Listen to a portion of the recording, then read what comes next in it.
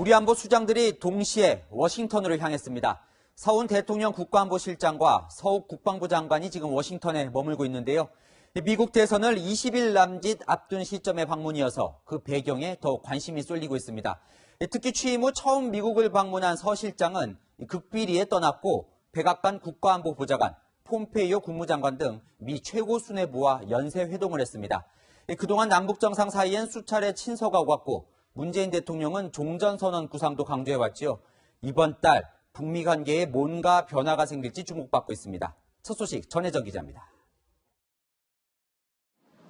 서훈 대통령 국가안보실장이 취임 후 처음으로 미국 워싱턴을 방문했습니다. 서 실장은 오늘 오전 자신의 카운터 파트너인 오브라이언 백악관 국가안보보좌관과 면담한 데 이어 내일 새벽엔 미 국무부 청사에서 마이크 폼페이오 미 국무장관을 만납니다. 외교소식통은 서 실장의 방미에 대해 다음 달 3일 미국 대선 전에 한미 간의 다양한 현안을 논의하기 위한 자리라고 전했습니다. 우선 교착 상태에 빠진 한미 방위비 분담금 협상과 주미 한국 대사의 발언으로 다시 불거진 한미동맹 이상기류를 점검할 것으로 보입니다. 70년 전에 미국을 선택했기 때문에 앞으로도 70년간 미국을 선택하는 것이 아닙니다. 또 문재인 대통령이 강조해온 종전선언 문제를 협의할 수 있다는 관측도 나옵니다.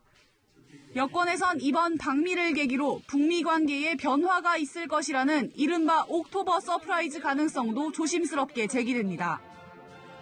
김정은 위원장은 지난 10일 열병식에서 북한의 대외정책 변화 가능성을 언급하기도 했습니다. 사랑하는 남녘의 동포들에게도 따뜻한 이 마음을 정히 보내며 북과 남이 다시 두 손을 마주 잡는 날이 찾아오기를 기원합니다. 서 실장은 3박 4일 동안 백악관과 국무부, 국방부와 싱크탱크 관계자 등을 두루 만난 뒤 모레 귀국할 예정으로 알려졌습니다. 채널A 뉴스 전혜정입니다.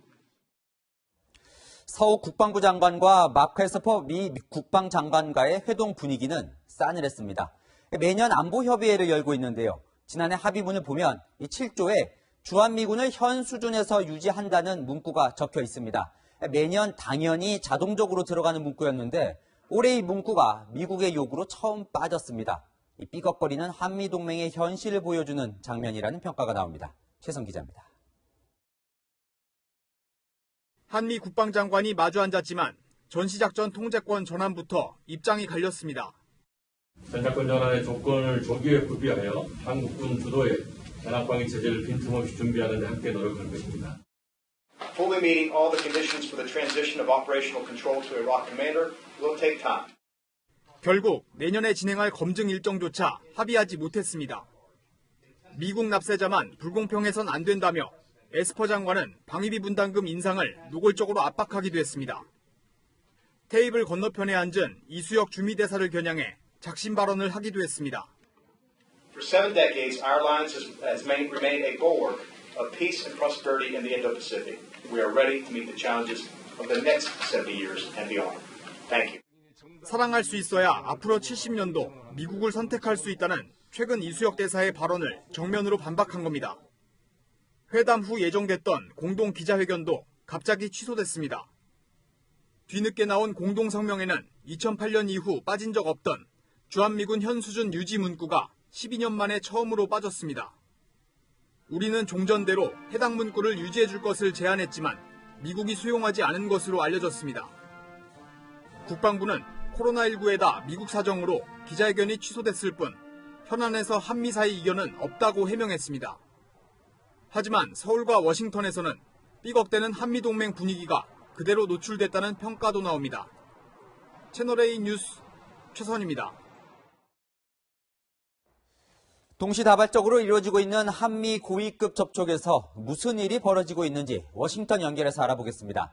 김정한 특파원, 먼저 극비리에 떠난 서훈 국가안보실장 이야기부터 해보죠. 정말로 미국 대선 전에 이 북미 사이에 뭔가 진척이 있을 수 있는 분위기입니까? 네, 미국 대선 이제 20일 남았기 때문에 사실상 그 가능성 좀 희박하다고 보는 게 맞을 것 같은데요. 이 코로나19 확진 이후에 트럼프 대통령 떨어진 지지를 끌어올리기에 지금 올인하고 있어 일정 내기가 쉽지 않은 상황이고, 이 북한 입장에서도 바이든 후보가 승리할 경우 현 시점에서 트럼프 대통령과 대화하는 것 별 실익이 없다 판단할 가능성이 높습니다. 이 때문에 한미 동맹 간의 일종의 갈등 봉합 차원이라는 어떤 그런 분석의 설득력이 좀 더 실리는데요. 남북 독자적 교류나 또 지난번에 지금까지 이어져 왔던 그 코드 플러스 알파, 중국을 견제하기 위한 안보 협의체에 우리가 소극적이었기 때문에 그로 인해서 불거진 한미 간 갈등을 봉합하기 위한 차원이다. 이런 분석이 나오고 있고요. 지난달 또 문재인 대통령이 유엔 총회에서 이야기한 종전선언에 대한 양국 간의 의견 교류가 있을 것이라는 분석입니다. 네, 그렇군요. 자, 한미 국방부 장관 회담은 이제 이견이 컸다고 전해드렸는데 실제 한미동맹 균열을 현지에서는 어느 정도 심각하게 보고 있습니까? 네, 오늘 사실 한미 국방장관 그 공동 기자회견 예정됐던 시간보다 3시간 바로 직전에 이 취소 통보를 받았습니다. 좀 상황을 알아보니까 에스퍼 국방장관이 전날 밤 전격적으로 취소 지시를 했다는 건데요. 그만큼 양국 간의 어떤 갈등에 대해 공식적으로 이렇게 표출하는 것에 대한 부담감을 느꼈다. 이렇게 볼 수도 있을 것 같습니다. 전작권 전환과 관련해서 이 미국 조야에서는 청와대가 무리하게 이 문제를 좀 추진하고 있다 이런 불만도 나오는데요. 오늘 채널A와 통화한 미 국방부 관계자는 이 문제는 시점이 아니라 한국의 어떤 조건이 완결되어야 가능하다 이렇게 힘주어 말했습니다. 네, 이 부분이 궁금합니다. 미국은 진짜로 주한미군을 뺄 생각이 있는 건가요? 아니면 그냥 이 방위비 인상을 위한 압박용으로 얘기를 하는 걸까요?